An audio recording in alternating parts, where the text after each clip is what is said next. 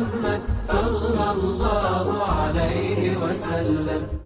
Ibu yang semoga Allah rahmati, Allah itu mensifati dirinya pada kesempurnaan sifat Al-Hakim, yang artinya adalah Maha memberi hikmah. Artinya tidak ada setiap perbuatan yang Allah perjalankan pada kehidupan manusia dan setiap makhluknya kecuali selalu memiliki hikmah. Manusia itu di dalam iman diwajibkan untuk mencari dan mengeksplorasi hikmah yang terjadi pada hidupnya. Karena dengan kita mengetahui hikmah, akan lebih lapang hati dan jiwa kita menyikapi sebuah takdir pahit yang mungkin kita temukan pada kehidupan kita. Mungkin nggak Allah itu tidak memiliki hikmah dalam setiap apa yang kita kerjakan atau setiap episode yang Allah berikan? Nggak mungkin, Bu. Sambilkan sebuah analogi sederhana. Ibu, kalau melihat satu sutradara, mungkin dia nominator Piala Oscar. Maka sutradara nominator Oscar itu biasanya dia kalau mendirect sebuah film, biasanya filmnya berkualitas. Setiap satu scene dengan scene berikutnya itu selalu memiliki keterkaitan. Skripnya dalam setiap scene itu dipastikan skripnya itu memiliki makna yang dalam. Supaya akan terus menyambung dan melahirkan rasa penasaran orang yang menonton untuk melihat scene berikutnya sampai puluhan atau ratusan scene dalam satu film itu. Biasanya sutradara yang sedetail ini dan seperfect ini, mereka akan menjadi nominator Piala Oscar. Kalaulah sutradara nominator Oscar, ternyata begitu detail mereka untuk memastikan bahwasanya setiap satu scene itu harus hidup scene ini, terus skripnya harus hidup, obrolannya harus hidup, setiap peristiwa latar belakang dalam setiap scene ini memiliki makna yang dalam untuk mengikat pada peristiwa scene berikutnya, itu baru sutradara. Loh, apa ya mungkin gitu? Allah tidak memiliki hikmah dalam setiap scene yang Allah berikan untuk kehidupan kita selaku makhluknya? Ya ndak mungkin lah. Ndak mungkin lah. Pasti ada hikmah. Lah, kewajiban kita adalah bagaimana kita betul-betul memberikan hikmah itu. Para ulama lalu menyampaikan apa hikmahnya. Hikmahnya itu kenali Allah dulu, sifatnya yang sempurna. Kenali bagaimana kesempurnaan sifat Allah ketika memberikan kehidupan kepada orang-orang istimewa dan bagaimana orang-orang istimewa, para walinya Allah itu menceritakan tentang keistimewaan Allah dalam kehidupan mereka. Itu salah satu cara. Itu salah satu cara. Makanya akhirnya kita tidak boleh gampang-gampang memilih postingan dan memilih tayangan video yang kiranya itu tidak memberikan efek kebaikan untuk kita. Lah kalau yang kita lihat itu podcastnya orang zina, orang berantem lagi viral di podcast, lalu kita dengerin tiap waktu. Keseringan kita mendengar yang tidak bermanfaat itulah yang mengganggu frekuensi kita untuk menangkap setiap hikmah dalam kehidupan kita. Kenapa? Karena kita terlalu sibuk dengan perkara yang tidak berguna. Setiap ada yang viral, diobrolin, kita selalu tidak pernah ketinggalan update-nya. Lah gimana kita bisa menangkap hikmah dari Allah? Ya. Dan itu mungkin salah satu hal yang simpel, tapi hari ini justru kita sering remehkan. Makanya kita harus sering mengosongkan pikiran kita dari sesuatu yang sifatnya tidak berguna, sifatnya di situ ada maksiat. Maka kita akan menangkap hikmah setiap peristiwa yang Allah berikan kepada kita. Harus dibersihkan dulu dari hal-hal yang tidak bermanfaat. Ya. Kita menjumpai frekuensi televisi biasanya terganggu. Kalau kita anak 90-an, saya anak 90-an. Itu kalau dulu kita pasang antena, lalu ada hujan, lalu ada hujan mendung, biasanya mempengaruhi frekuensi dan berimpak sama gambar di televisi kita. Sama itu sebenarnya. Kalau boleh kita ibaratkan, antena itu ya hati kita. Terus pemancarnya itulah sinyal, itulah takdir dari Allah yang membawa hikmah. Lah kalau kita terus menyibukkan dalam perkara yang berdosa, perkara tidak bermanfaat itu kayak mendung dan badai yang akhirnya mempengaruhi satu frekuensi yang ditimbulkan dari stasiun transmisinya ketika diterima oleh antena rumah kita. Sebenarnya itu. Makanya Imam Ibnu Qayyim itu berkata kepada kita, ya kalau hati kita lebih sibuk memperhatikan hal yang tidak bermanfaat, kita susah nangkap hikmah. Nah sekarang maaf ya Bu, kita ini sering kepo dengan masalah orang gitu. Bukan dalam rangka untuk membantu menyelesaikan, hanya dalam rangka memuaskan rasa ingin tahu. Makanya podcast-podcast hari ini tuh yang paling viral bukan karena kualitasnya, tapi ya karena mereka sering menunggangi acara-acara dan kejadian yang sedang viral dan tren. Lalu kita ikut mencoba menjadi hakim atas masalah yang kita dengarkan di podcast. Ya menurut saya dia salah, ya menurut saya dia benar, ya menurut saya itu kok gini. Buat postingan ikut-ikutan nimbrung. Lah kalau kita sibuk sama urusan orang, nah gimana kita bisa nangkap hikmah untuk diri kita sendiri? Oh kita sibuk dengan urusan orang kok. Kita sejak pagi sudah membuka sosial media kita. Pindah dari satu postingan, bahkan postingan orang yang nggak kita follow pun, yang ada di timeline kita pun kita lihat. Kita lihat, kita perhatikan, kita baca komennya. Terus dengan kondisi semacam itu, day by day, kayak gitu tiap hari. Terus kita pengen, setiap hikmah saya harus paham. Lah usahamu mana?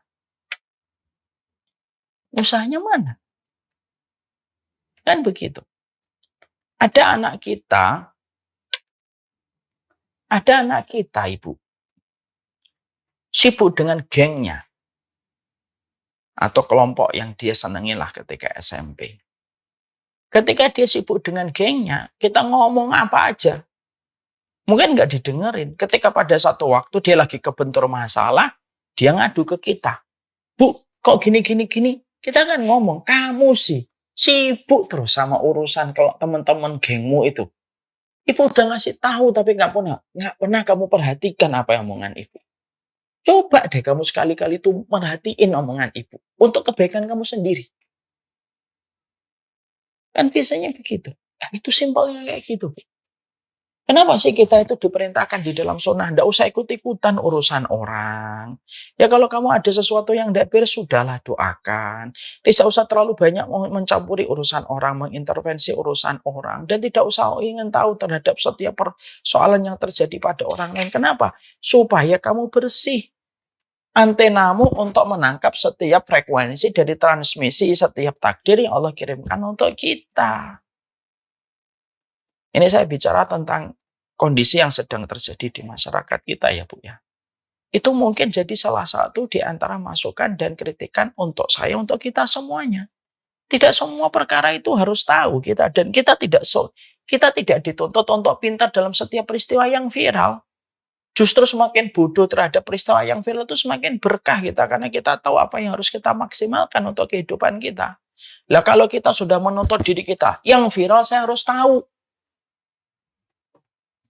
supaya saya tidak update.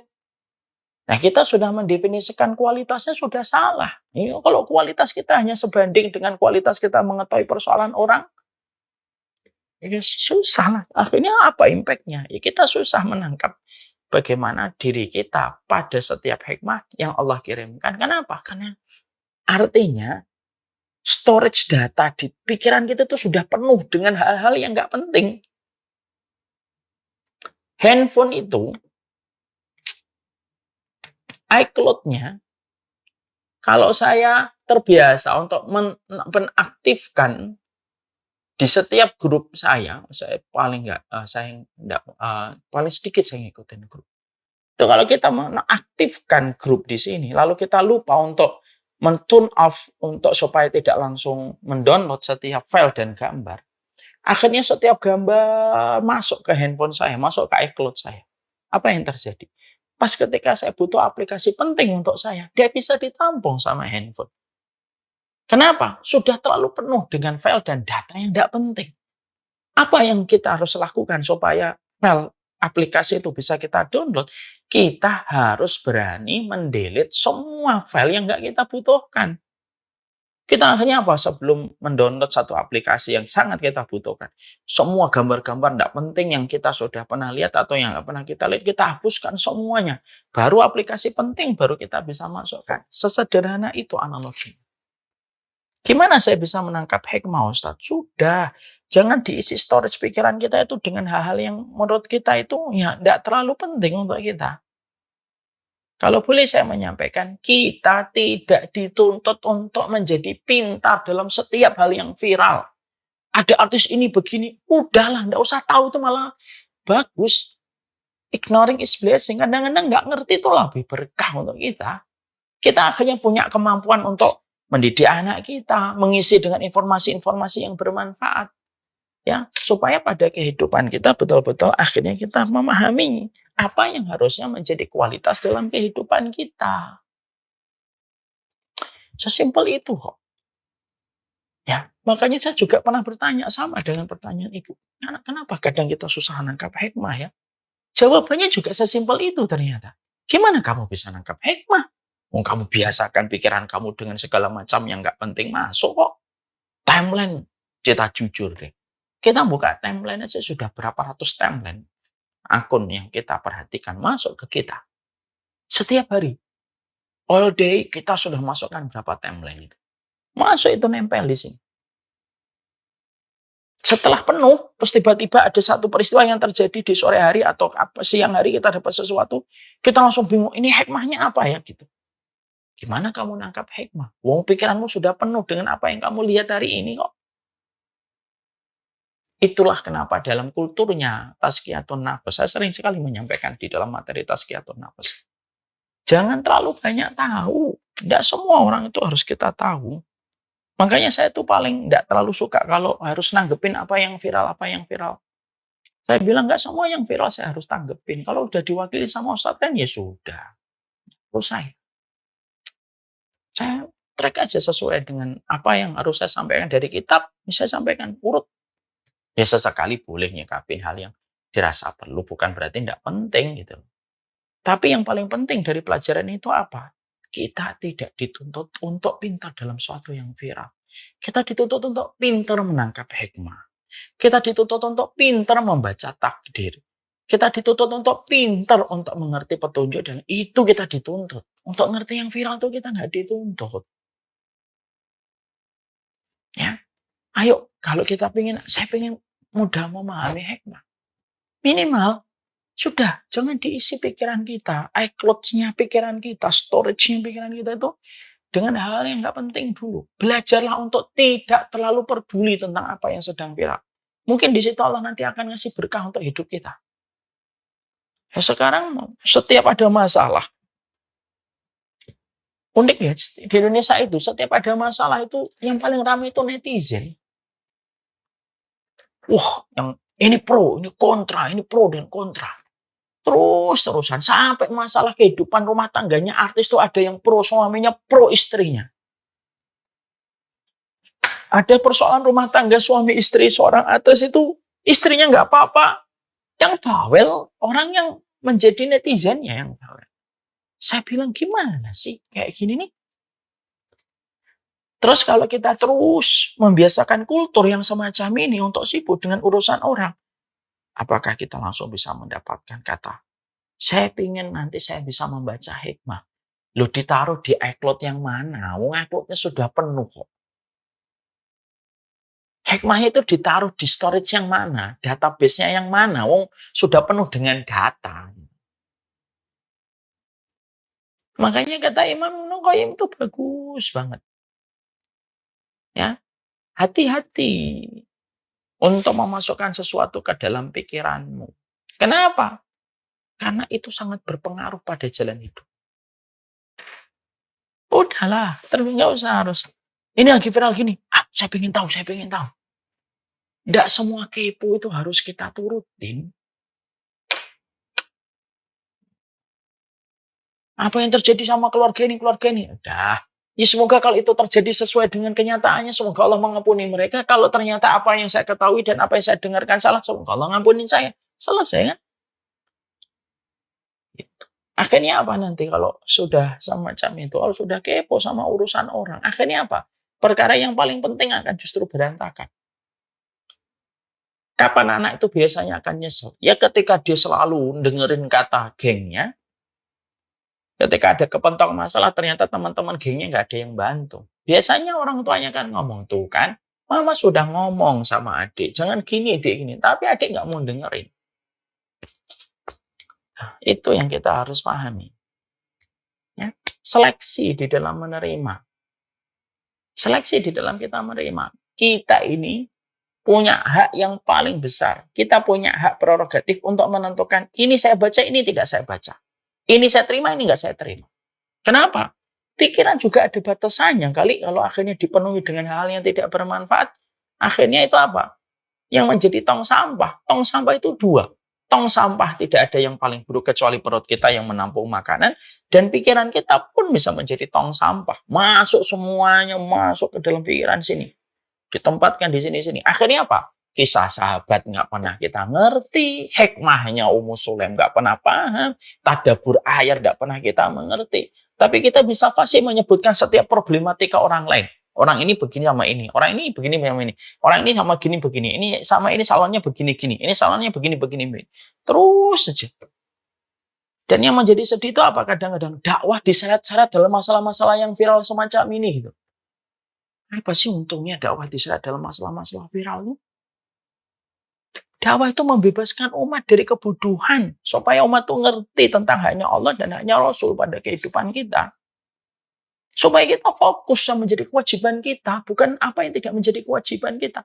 Apa yang terjadi masalah orang itu tidak menjadi kewajiban kita. Tapi anak kita, kehidupan kita, suami kita, istri kita itu menjadi kewajiban kita. Kecuali kita akan menegakkan amar ma'ruf nahi munkar. Itu yang kita harus lakukan. Ayo bareng-bareng kita harus ngasih saling nasihatin. Setiap postingan gitu, podcast selalu isinya tentang hal yang viral. Dan viewernya itu jutaan dalam waktu sehari. Jutaan dalam waktu sehari. Yang isinya membahas tentang masalah, yang isinya itu membahas tentang masalah orang. Lah kalau kita semacam ini kita turutin, kita khawatir terhadap perkataan seorang ulama. Bakam minal ahya ta'mal absar binadri ilaihim. Berapa banyak hatinya manusia itu mati gara-gara kebanyakan melihat orang yang hidup dengan problematikanya yang tidak membawa manfaat. Itu perkataan para ulama. Saya ulang kembali. Bakam minal ahya.